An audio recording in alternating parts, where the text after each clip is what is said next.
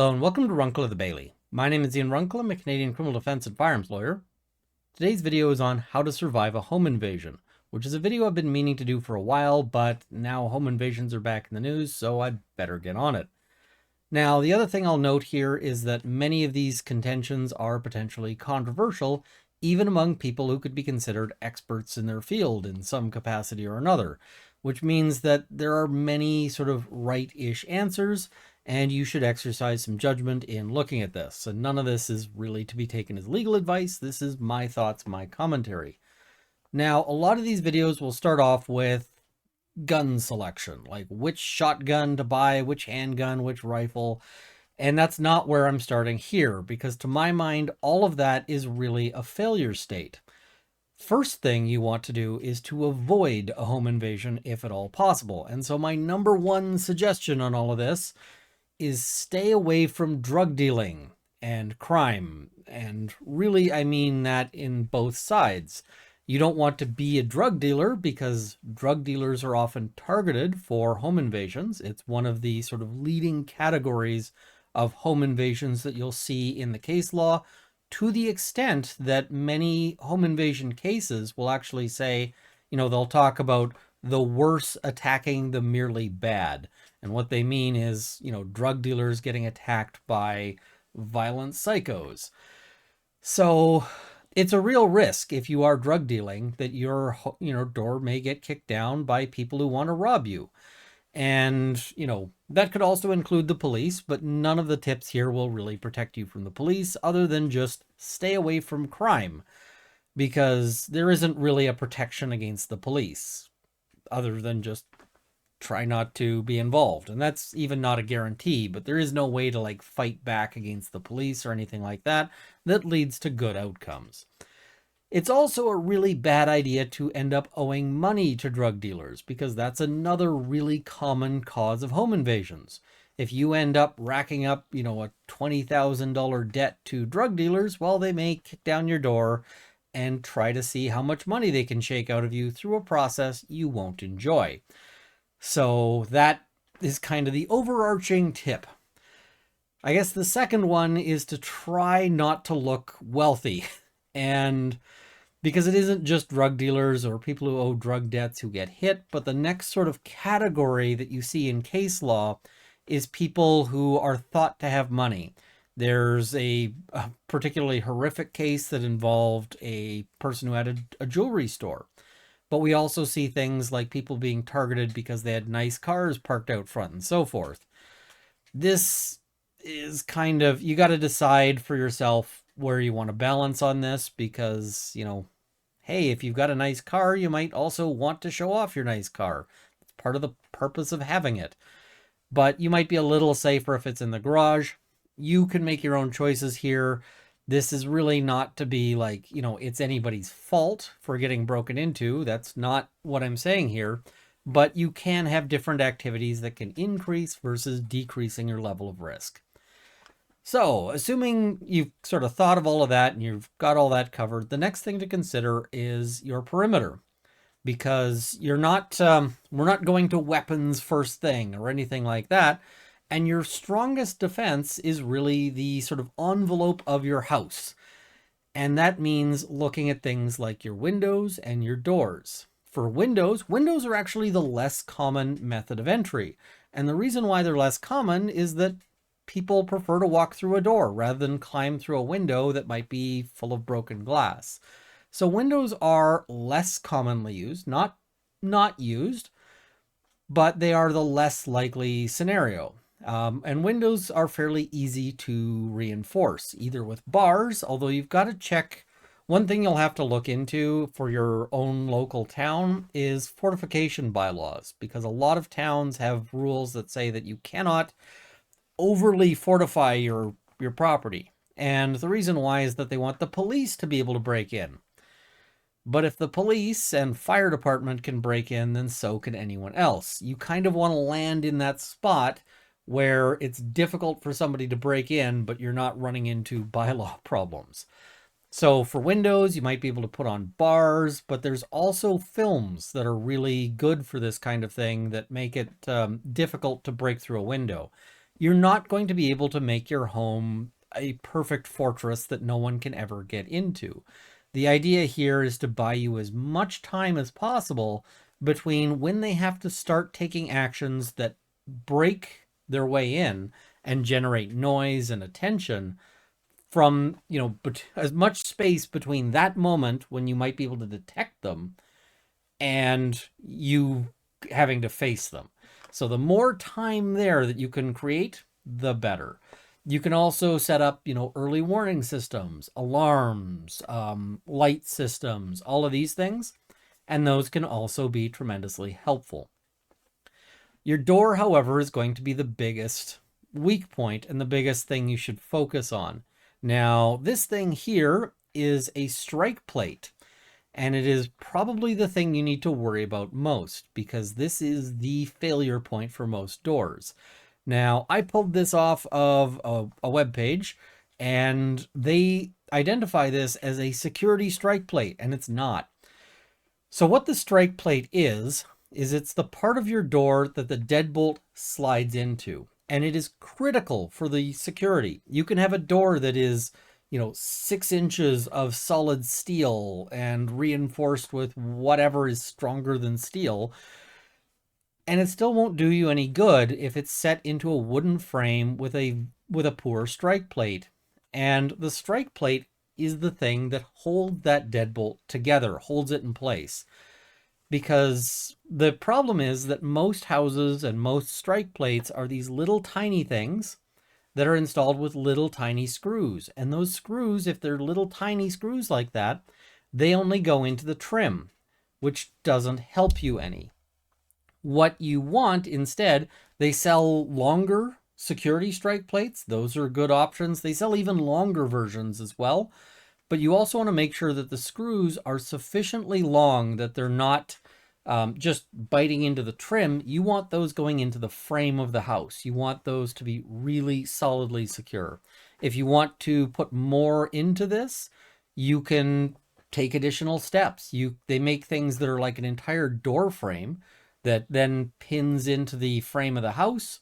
And so then they have to not just kick open this strike plate, but in fact, they have to knock out the entire door frame, which most people aren't going to be able to do. There are plenty of videos out there where you see an attempted home invasion that gets thwarted because they come up, they boot the door several times, 3, 4, 5, 6 times, and then when that doesn't work, they go, whoa, and they book it. And that's exactly where you want to be. You want to be in that place where somebody has kicked down or tried to kick in your door and goes, nope, can't do it. But let's say they're going to keep trying, right? They're just going to keep on going. The kicking at the door is alerting you, which then allows you to take steps like calling the police and potentially preparing yourself for a confrontation you didn't want. So this is really, really important. The next thing, after you've got your strike plate sort of squared away, you can look at the door itself. Is the door, secure? Is it a solid material? If it's got any glass in it, is that glass also secure? Or because one thing that can happen is people break the glass and then reach in and try to undo the door. You don't want that. So you've got your door squared away. What's the next issue that comes up? Well, the next way that home invasions happen is they will talk their way in. And talking their way in doesn't mean all the way in. It just means getting you to defeat that security perimeter by opening the door. So the next thing I'd recommend is have a way to engage with visitors that does not require you to open the door. One product that is really useful for this is video doorbells. Now, I personally don't like a video doorbell that goes to the cloud, like Ring, sort of all of that goes to the cloud and has access to others. There's other options that store data locally, which I prefer because I also like my privacy. But the ability of having a video doorbell means that you don't have to actually engage with the person in a situation where they could, for instance, then kick the door open. There are plenty of situations where there have been home invasions that happen because somebody rings the doorbell, the homeowner opens the door, and then immediately they get swarmed by people who now force the door open or just put a weapon in your face and take control that way. So it's much better, if that's not an issue. But video doorbells aren't the only answer here. You can have a little sort of viewport, whatever works. If you don't have any of these things, then just a peephole is great, and shouting at people through the door. It might seem a little unwelcoming to talk to somebody through the door rather than opening it, but okay, that's a price I'm willing to pay. And yeah, you can also get a secondary door like a grate. The glass doors are not fantastic for this, but if you got one that's like a security storm door, excellent. And then you have to actually use these things, right? You have to actually remember that when somebody comes to the door, don't go answer it directly. Use the video doorbell, use the port, use whatever. And those habits themselves can be a bit of a pain, especially in situations where, if you're used to like leaving the door open at night in summer days to try to cool off, well, that does put you at more risk. Somebody who is aware of that, maybe they've been observing your house, can go and use that as a means of entry. And potentially at that point, your only warning of them being inside is when they start attacking you. There was a recent case that was reported where a woman was set on fire by people who broke into her house. And at the time she was set on fire, she was sleeping. They came in and they poured accelerants on her, and then they set fire to her. This was apparently a targeted attack. They had some sort of animus towards her specifically. But ideally, you want that person to have to bang on the door and so forth. Think as well as about who you've given a lock or who you've given a key to. Because if you give a key to, for instance, a cleaner or something like that, then that's somebody who can potentially open your door. Another question I get for these things is people saying, well, I live in an apartment. How do I do any of this security stuff when I can't actually do anything about this? Apartments are limited. Like, you're not going to be able to change the strike plate on your own, although you might talk to your landlord about it. You might say, hey, can we do this? And often the landlord will be entirely chill with it if you're the one paying for it. But a lot of places, and you'll have to check your local laws on this, because laws on this differ from place to place. But a lot of places allow for a tenant to add a security feature, so long as it's a security feature that you have to lock and unlock only from the inside, i.e. not a keyed lock from the outside, but something like a barrier or a barricade or those kinds of things. Now, many of these are really not all that strong. If you see those little chain locks, they're good for, not much, because they don't actually provide a whole lot of security. They rip right out of a door very easily, and they can be very easily defeated. But they do make stronger products that are more of sort of a bar or other sort of substantial impediment. And those can be a big help if it's legal for you to install those. If it's not, if the law doesn't allow you to do that just on your own, you'll have to talk to your landlord about the security and about what makes you comfortable. I'm not super fussed about what kind of lock you get for the most part. Lock picking is a very rare attack vector. People don't typically do it, but if you're concerned about that, you can replace whatever standard lock they got with something more expensive, like a Medeco or something like that. And, keep in mind, your threat profile is not the lockpicking lawyer or somebody like that, because he's got a job. He's got, he's not the guy coming after you. But it is a potential thing. Now, when all of these things are working properly, you should ideally have a house that, or, a home that is fairly resistant to home invasion. People will not want to conduct a home invasion there, and they're much more likely to give up if they try. As I said, plenty of situations, plenty of videos out there where people have attempted to break into a building, And like an occupied dwelling house, they intended to cause harm to the occupants. They were there with weapons. They were there with all those things.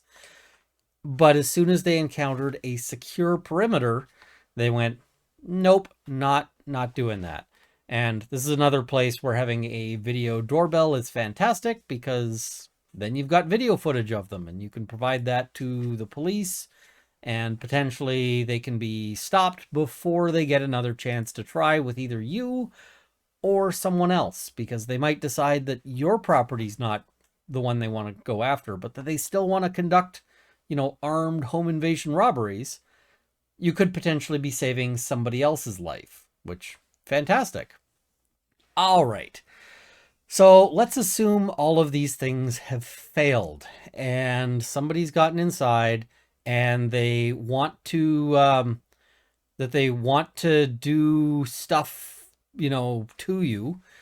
What are you looking for? Well, one of the things you want to do is you want to get on the phone and you want to call 911. But keep in mind that when you phone 911, you're calling the police, right? And so everything you say on that call is something that you are telling the police, and everything on that is recorded. So you want to make sure that they understand that there is an immediate life-threatening danger from an intruder, and that they know where you are, like your address, your apartment number. They need all of those details in order to respond. But at that point, you've got a question, you've got an issue as to whether you want to stay on the phone and have that recording, which may help you in court or may hurt you in court. That recording is very likely to be admissible evidence, both for and against you. And so if you have that recording, you're going to want to be mindful of what's going on that recording, because how you speak, how you respond to things may be judged later. If you hang up, well, then you were no longer in contact with that, with help, but you've got to presume that they're on their way, and probably there wasn't a whole lot that you could tell them that was going to change things much. Now, in any self-defense situation, there is a direction you want to be moving, where at all possible, and that is away from the threat. And the reason why I say that is that if you're moving towards the threat, people tend to view that as less defensive and more offensive.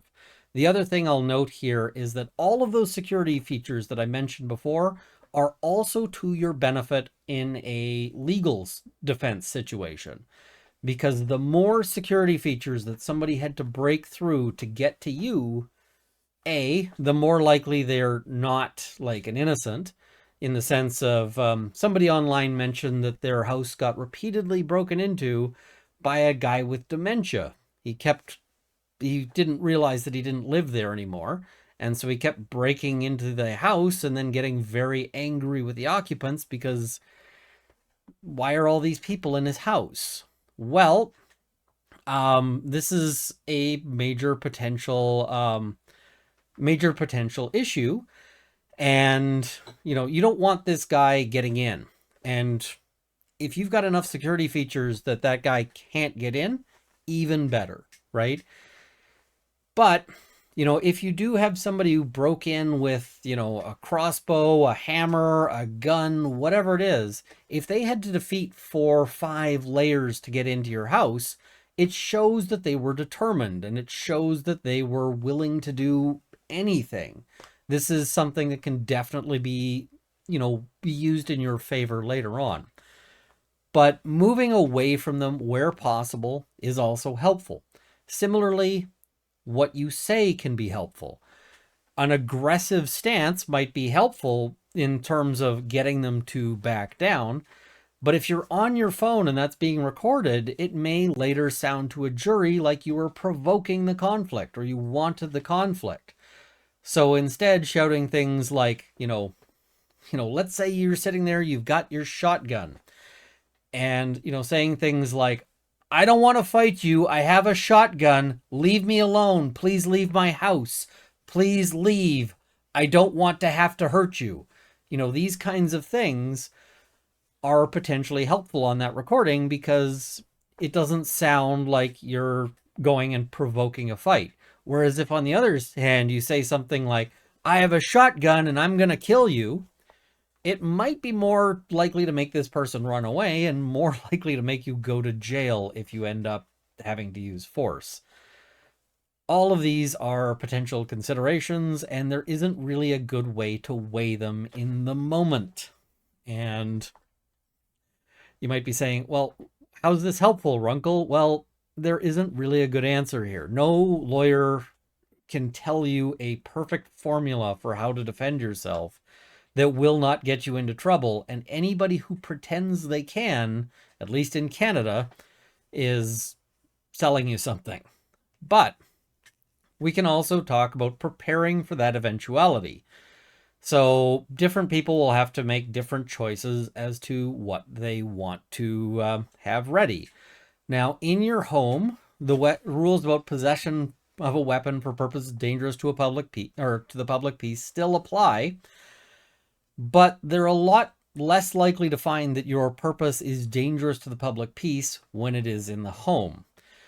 And we also, in Canada, have a variety of restrictions on how things might be stored. So, something like this sword can be stored actually just leaning up against a wall or hanging on a wall on display or something like that. It's fairly flexible. Problem is this thing is maybe not the best weapon for home defense because it might be kind of long and swingy when you might want something a little more maneuverable. But also, it looks kind of messed up to a jury if you're chopping up an invader and so forth, and might make you look kind of, you don't want to look like you're the sort of psycho home occupant who really enjoyed like chopping this person into tiny pieces. So, balance, right? Baseball bat is kind of a popular choice and easy to justify in the sense of having other things, but you're going to want to keep your mouth shut always whenever the whenever the police are asking you questions about like, why'd you have a bat? Where'd you get the bat? Where was the bat before this happened? Any of these kinds of things. Firearms are difficult because, of course, we have storage laws. However, when something is stored in a safe, and I'm not going to go through the full storage rules in this video. I'm still planning on doing a video talking about the intricacies of Canadian storage law.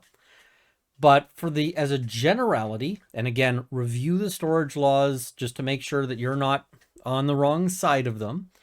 But as a generality, a firearm stored in a safe, unloaded, can be stored with ammunition, which means it can't be loaded, but it is, for instance, legal to have a pistol in a safe with charged magazines that are not inserted into the gun. And of course, it's fairly quick. This is sort of an airsoft gun, and I don't actually know where the magazine is for it, but it's fairly quick to take, a gun, put in a magazine, and be ready to go. There's all sorts of other options in terms of, shotguns, rifles, etc. But as I mentioned, I'm not really going to get into the nitty-gritty of like weapon selection here. This isn't a gun video. This is a practical tips and, all of that. I generally find that my personal view, I guess, is that like a handgun is the best thing for the Canadian market because of the ready availability of small biometric pistol safes, which are a great choice. But they do make larger safes. They do make biometric shotgun safes, for instance, and rifle safes. And now the Trudeau government, Trudeau banned handgun transfers. So if you don't have a handgun now, you can't get one. And all of this is stuff you're going to have to think about. It's difficult considerations. Keep in mind as well that if you use lethal force, you can virtually guarantee that you will be charged, and you can virtually guarantee that you're going to spend 5 and quite likely 6 figures defending yourself. So if you pull that trigger, think that bullet cost you 6 figures. something to think about. Anyway, a lot of questions about this. Really, I think the whole perimeter thing is the most important aspect. This is actually a picture of one of my doors, and you can see that what I've got here is not just like a replace strike plate or one of those security strike plates. I've got some aftermarket stuff here that you are just not going to get through by, by booting on it. Cops could probably get through this with a battering ram or something like that. I'm pretty sure they could. But your average home invader can just sit on the other side of that door and feel sorry for themselves, which is exactly what I want them to be doing. I don't really actually care how they feel, but you get the idea. A little addendum here. After I recorded the rest of this video, someone tried to break into my house because the universe has a sense of humor.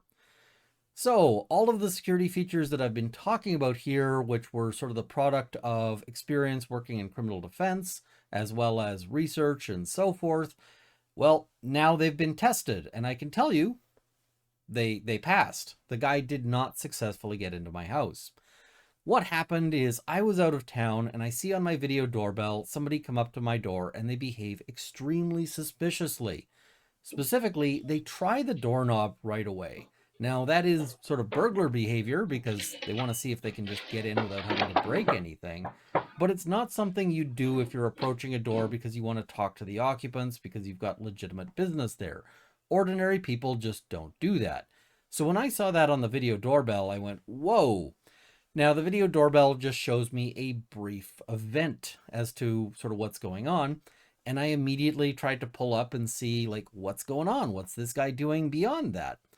And unfortunately, what it came with is video camera offline.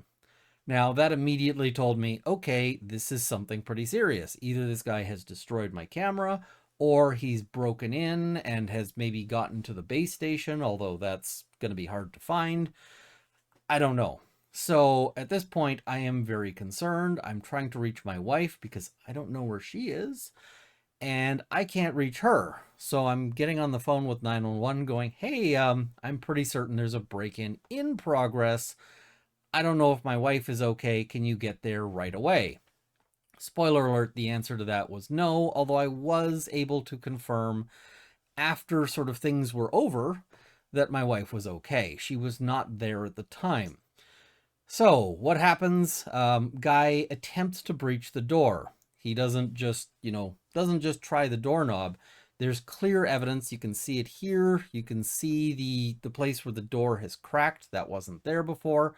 And you can also see the prying marks where somebody was trying to wedge. That's probably a screwdriver, but I'm not certain. You can see it's a rounded tool of some sort in between the door and the door frame, trying to pry it open. But he was thwarted by good security measures. So that's great. Nothing, no break-in, nothing stolen. But if my security measures weren't quite as good as these ones are, there could have been a real issue because my wife arriving home and this guy trying to break in were just minutes apart. Like literally one then the other. And so if this guy had been able to get in, he probably would have been in my house looking for valuables, stealing things at the point where my wife came home. And so she might have ended up with some sort of involuntary confrontation with this guy, because even if the guy wants to flee, at this point, his fleeing directions are through my wife, which, I don't like. So at the end of the day, I don't know if this was intended as a home invasion. Certainly this person, if they've got a screwdriver of the size that you see here, was armed in the sense that that could do serious damage to a person. And they didn't really make any effort to determine that the house was empty. They try the doorknob right away. So I have some thoughts about all of that, but I'm glad that my security worked. And as I said, the top thing is the security sort of perimeter, the doors, the windows, all of those. yeah, I hate that I have to add this addendum in, but I also am kind of pleased that it's a happy ending. Like, hey, they didn't go through. I have blurred the video of the like attempted break-in just to make it a little more difficult to figure out. If I showed the sort of full video, then I guess it becomes a little too easy to figure it out. But I can say that, a particular person who I know to be of only sort of, how do I put this? She's small room smart, if that makes sense to you. Um, was able to find my address, so it's not like I'm impossible. It's not like there's, maximum security here. So, at least on address finding. Anyway, yeah, the door reinforcement works. Highly recommended. And back to the rest of the video. Anyway, those are sort of some of my thoughts on this topic. It's a difficult topic. It's, yeah. But let me know your thoughts in the comment section below. If there's anything you think I missed, if there's anything, if you think I should do a follow-up on this one. But thank you for watching. I hope this one has armed you with knowledge. I also want to thank my Patreon supporters. At the $50 level, we have Bottle Shock and Oz, Canada's National Firearms Association, the Canadian Coalition for Firearms Rights, the Canadian Shooting Sports Association, PJs Forever, Angela Skelton, Cielo, Kyle Fox, Purple Dragonair, and Shay B. And at the $20 level, Mark, Lindsay Metcalf, Larry Kalniak, Drunk All of the Baileys, Cameron Johnson, and Andrew Elsich, and Marvin CZ. Thank you as well to my $10 supporters who will be in the crawl immediately following. Thank you for watching. Hope this has armed you with knowledge. See you next time.